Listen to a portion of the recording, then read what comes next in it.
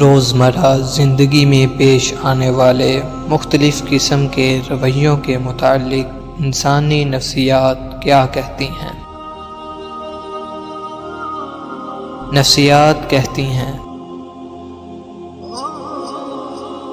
اگر آپ چلتے ہوئے پیچھے مڑ کر دیکھنے کے عادی ہیں تو آپ گھر سے ملنے والے اعتماد کی کمی کا شکار ہیں۔ اگر آپ چھوٹی چھوٹی اشیاء سے چپتے رہتے ہیں تو آپ بچپن سے عدم توجہ کا شکار ہیں۔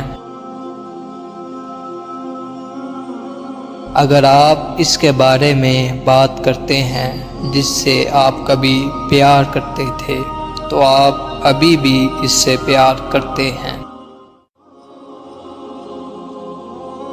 اگر آپ بیٹھے بیٹھے ہاتھ پاؤں ہلاتے رہتے ہیں تو آپ ذہنی انتشار کا شکار ہیں۔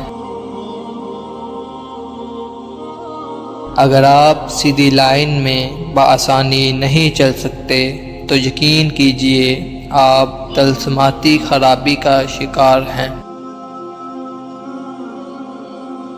اگر ٹانگیں پیٹ کے ساتھ چپٹا کر سونا آپ کی عادت ہے تو آپ بچپن سے خوف اور عدم توجہ کا شکار ہیں۔ اگر آپ ناک میں انگلی ڈالنے کے عادی ہیں تو آپ کسی نفسیاتی الجھن کا شکار ہیں۔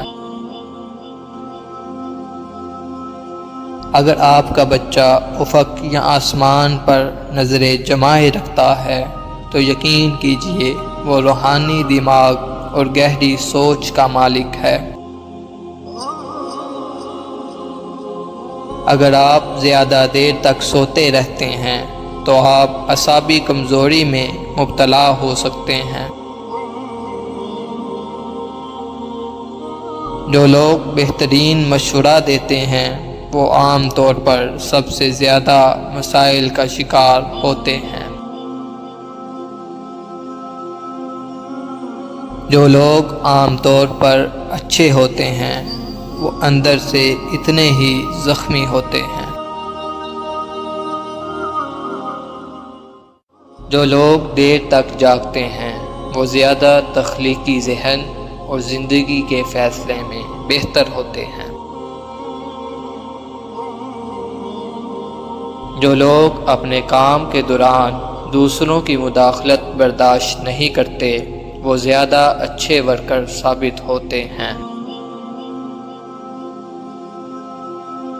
جو لوگ بہت جلدی آپ کے ساتھ دوستی کرنے میں کامیاب ہو جاتے ہیں وہ اکثر آپ کو دھوکہ دیتے ہیں۔ جو شخص سب کو خوش رکھنے کی کوشش کرتا ہے وہ اکثر تنہا رہ جاتا ہے۔ جو بچے جلدی بولنا شروع کر دیتے ہیں ان کی یادداشت بہت مضبوط ہوتی ہے۔